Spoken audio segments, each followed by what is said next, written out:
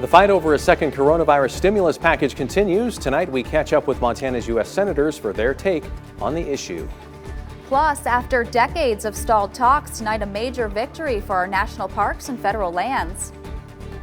And later, millions in grants awarded to Montana meat processors. See how it's helping local businesses.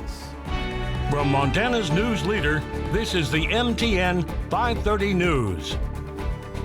Also tonight, a big decision from the University of Providence and their fall semester. Thanks for making KRTV a part of your night.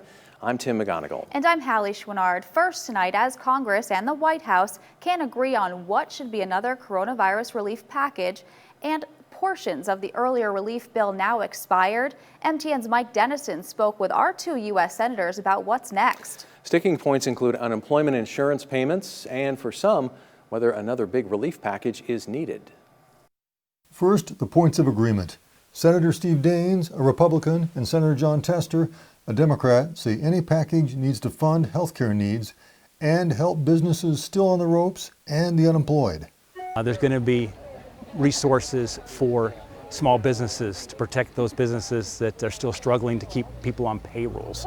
As both sides negotiate, they need to realize that this economy is in very difficult shape.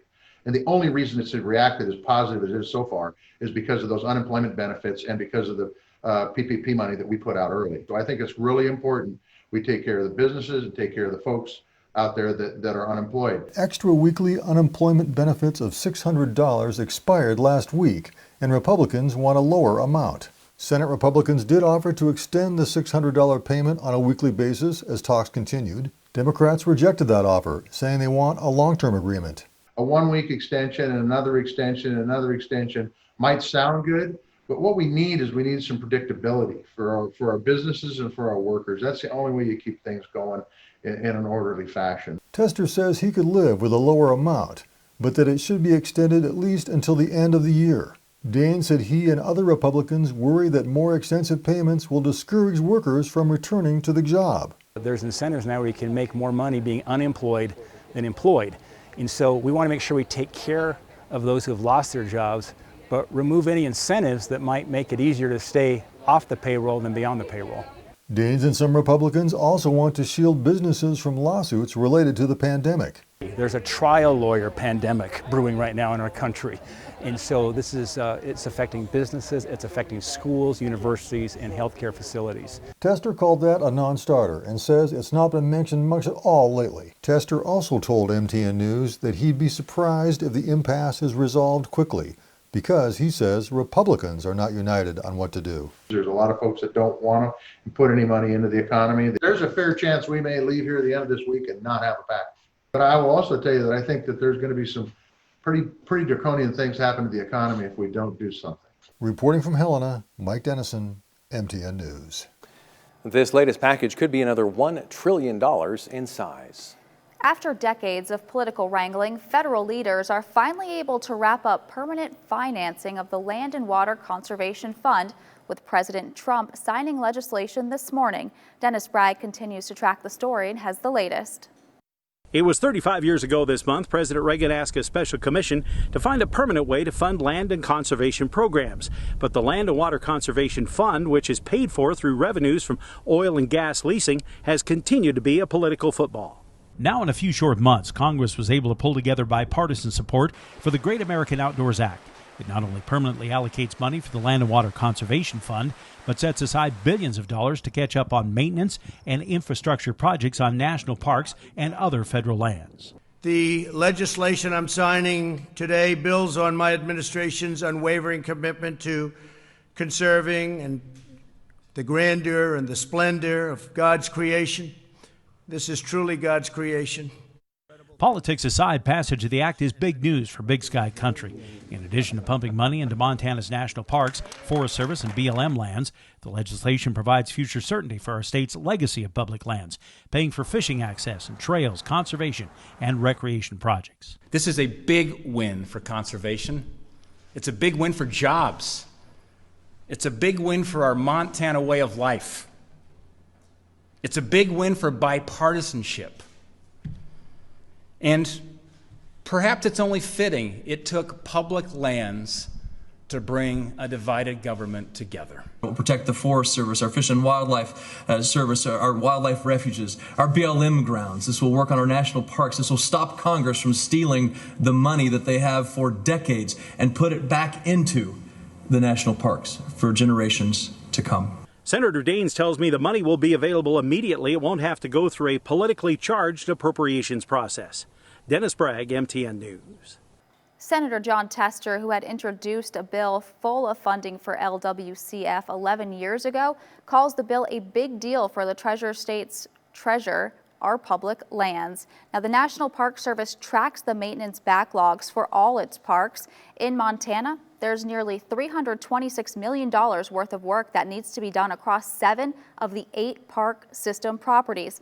Glacier National Park's total is the highest. It's just over $131 million. Yellowstone is second with around $22 million worth of deferred maintenance. However, that total only reflects the portion of Yellowstone that is in Montana. When you look at Yellowstone as a whole, including Montana, Idaho, and Wyoming, that total rises to around $585 million. And with the weather starting to cool down slightly, it's the perfect time to check out some of our parks. Meteorologist Curtis Grevenance joins us with a first look at the forecast. Oh yeah, it's cooler in Glacier, it's cooler in Yellowstone, it's cooler across most of Montana. Good Tuesday afternoon, everybody. Let's take a look at what you're seeing outside. Beautiful all across the board here. Still a warm August day, a warm summer day with highs into the 80s, but almost picture-perfect blue sky with the exception up over the Judith Mountains north of Lewistown. Just a couple of fair-weathered cumulus clouds. Look at the highs today in the 80s. I'm going to have to check that Glasgow 66. I think it was pretty warm up in that part of the state, but not as warm as it has been recently here. Sweet summer weather. Who's with me? Keep it coming. Thunderstorms are ahead, though. It's a 1-2 punch. I'll explain coming up. And that fire danger will be going up as the wind goes up. They go hand in hand. I'll have more in the full forecast coming up a little later on in the broadcast. All right, thanks, Curtis. Earlier today, the Office of the Governor awarded over $7 million in coronavirus relief funds through meat processing infrastructure grants. MTN's Sam Hoyle takes a look at how the grants will help put Montana meat on Montana tables. On Tuesday, over $7.5 million in coronavirus relief funds were awarded to meat processors to aid in weathering the coronavirus pandemic. Aaron Knutson, owner of K&S Processing in Helena, will receive $145,000 in grant funds, which he said he plans to use on building more cold storage space, which will be a welcome sight given the uptick in business he's seen. It's going to go to another building in addition to this building for more cooler and more space. Everybody wants to know where their meat's coming from, and they want a local sustainable meat product done here in their own town. Though the grant money won't entirely cover what Knutson would like to do with his shop, he knows that the chunk of change will go a long way. I'll probably have to put in a few, 10, 15,000 of my own, but the grant money will help out tremendously of adding on to a small locally owned, family owned business, which will help out long term. The grants awarded on August 4th will go to over 60 businesses across Montana to help in building a better infrastructure for meat processors, like new buildings, better storage space, and better equipment. At the Butcher Block in Great Falls, Bob Bixler said they plan on using the grant funding to increase their space by over 6,000 square feet, which once they get up and running will lead to more jobs in the area. It's going to grow our business. We'll actually need to add about 10 employees once we get the project completed and we're full up and running. Reporting in Helena, Sam Hoyle, MTN News. Great Falls area residents looking for work can apply for jobs from the comfort of their cars Thursday. Express Employment Professionals is hosting a drive-through job fair. They've been busy this summer with new job listings, and they're searching for qualified applicants. The agency is looking to fill over 30 full and part-time jobs for companies in Great Falls. The wages range from $12 to $25 an hour. Brian McKinney with Express Employment Professionals told MTN News there are opportunities in industries like agriculture, the trades, and medical fields. Job market in Great Falls is heating up, just like the summer temperatures. And we have businesses here in town that are wanting to get back to business, and they need help to do that. The drive-through job fair takes place this Thursday, August 6th, in the parking lot of Express Employment Professionals. Staff members will be outside collecting information from drivers from 10 a.m. to 3 p.m. Drivers will fill out a simple form asking them several questions. They're encouraged to bring resumes and references. For the second straight day, the state of Montana is reporting less than 100 new coronavirus cases. Statewide, there were 1,140 active cases. Cascade County reporting 54. We're learning 6 of those are new in Great Falls, a healthcare facility. 11 new cases in Lewis and Clark County, which has 64 active cases. The death toll stands at 64, and right now we have 70 hospitalizations. A major development from the University of Providence today. The university says after extensive consideration, leadership has decided to start the fall semester online, citing the continued spread of coronavirus in Montana and Cascade County. The school previously had plans to open campus in late August with a modified schedule. They stress this decision was not made lightly. They took into consideration students' experience, health, and safety. The school says it will roll out its plans for online education in the coming weeks. UP President Oliver Doyle said in a statement today, "The decision saddens us. We were looking forward to reassembling as a campus community. We know many students will be disappointed and parents frustrated by the decision and the timing of this announcement." Coming up, of the roughly 100 places in the world working on a COVID vaccine, you might be surprised to learn Montana is on that list. Details on the effort straight ahead. Welcome. From Montana's news leader, you're watching the MTN 530 News.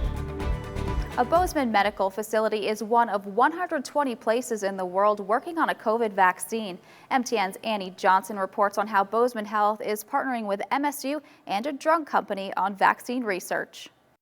With more and more people dying every day from the coronavirus, a lot of people are wondering how close are we in finding a cure, a treatment, or even a vaccine. We may be able to edge Anthony Fauci's predictions by a nose.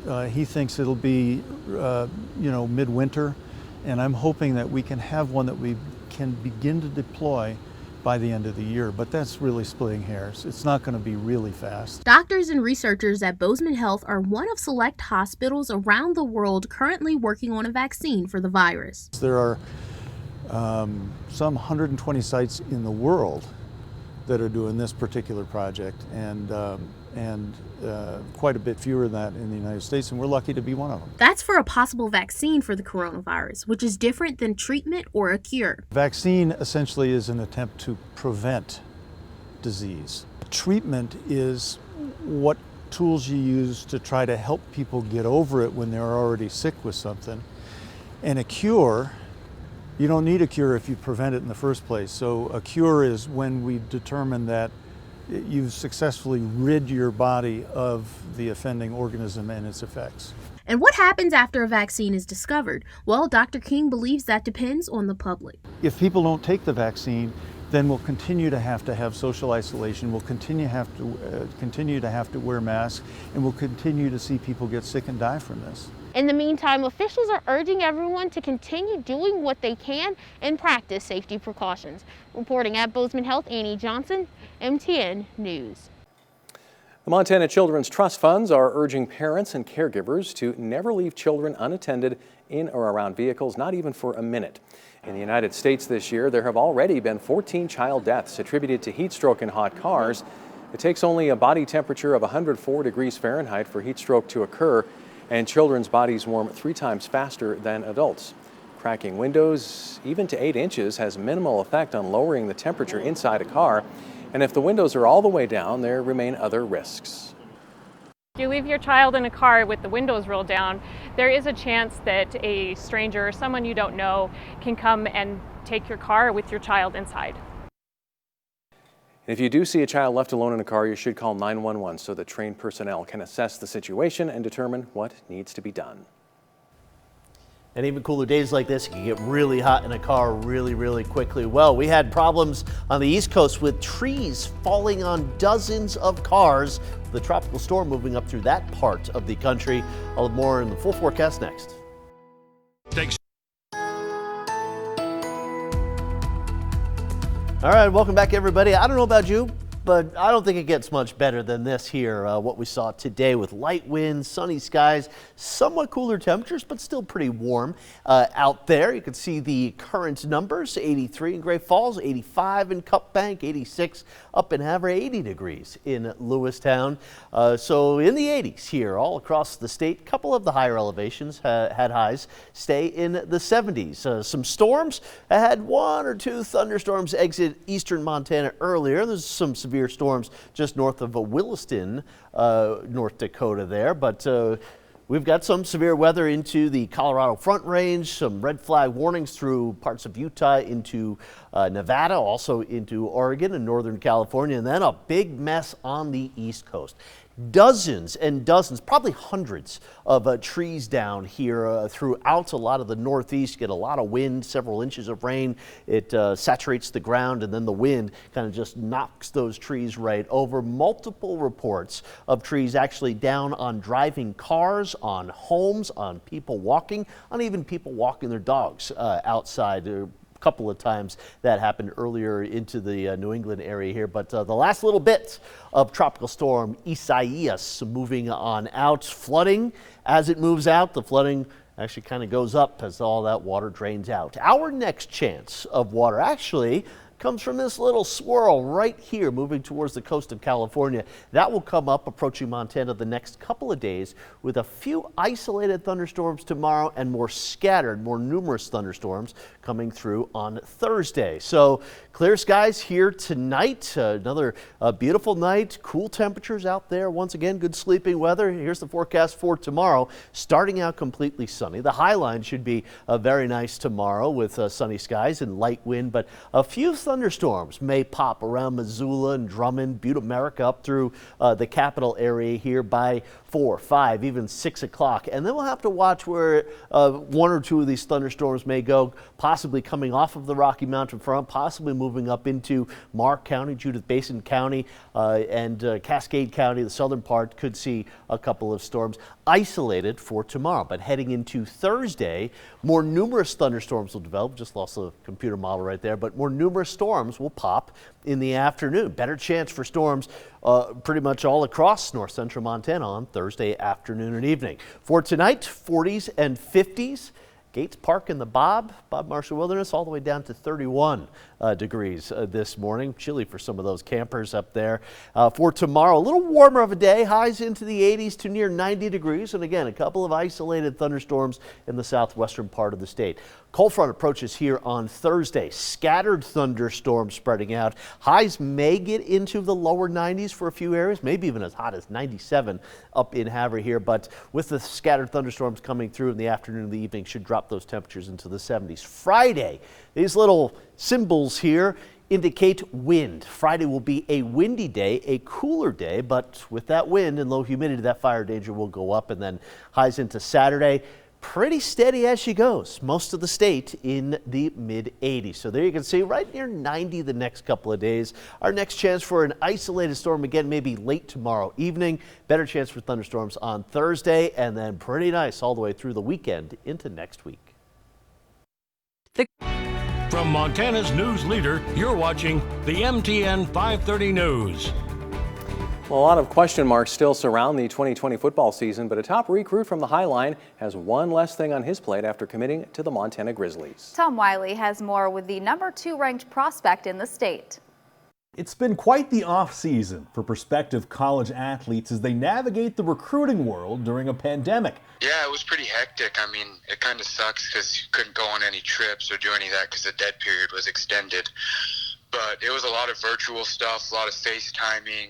But Havre's Kellen Detrick made it through the weeds of spring and summer, and the senior-to-be, one of the top recruits in the class of 2021, committed to the Grizz this week after weighing several Division I offers. When I was younger, I went to my first Grizz game, and I can still remember every second of it. Their fan base and tradition is unmatched. Detrick was an all-state defensive end and all-conference tight end. He credits his dad, Keno, a former lineman at MSU Northern, with helping him get to a position where a Division I offer was possible. I mean, he's my hero.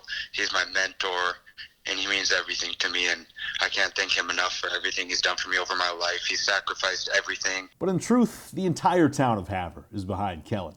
He even received a tweet from Mark Mariani, a former Blue Pony turned Grizzly who went on to star in the NFL.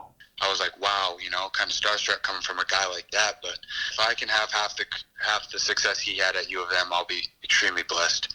But first, he has one more year at Havre High, and that's not something he takes for granted. I can just focus on working harder and becoming the best me that I can be. Just knowing that I was going to be able to play football for my senior year, because that's extremely important to me. Tom Wiley, MTN News. Under MHSA guidelines, high school football practice is scheduled to start August 14th. Players will train in pods to limit exposure. And we'll be right back. All right, here's your day planner for tomorrow. Temperature starting out in the 50s, sunny skies, and I'm saying there's a chance, although a slight chance, of an isolated thunderstorm late in the evening. Finally, this is Mr. Mayhem, the paddle boarding goat. He likes to get out and do activities with his owner, a Boise resident who thought it would be fun to try some adventures with the goat. Mr. Mayhem is 5 years old, Nigerian dwarf pygmy goat. Well, he likes to do other things too, Tim. He likes to go for hikes and long car rides with his owner, just like, the average puppy. Yeah. He has only taken 2 spills, though, since his water sports career began. Good for him. Yeah, My balance wouldn't be that good. Yeah, I love the life jacket and the goggles, and it can look very You don't want to get splashed. You gotta, if you're going paddleboarding, you got to be ready. All right. Practice safety. That's all the time we have. We'll see you back here at 10.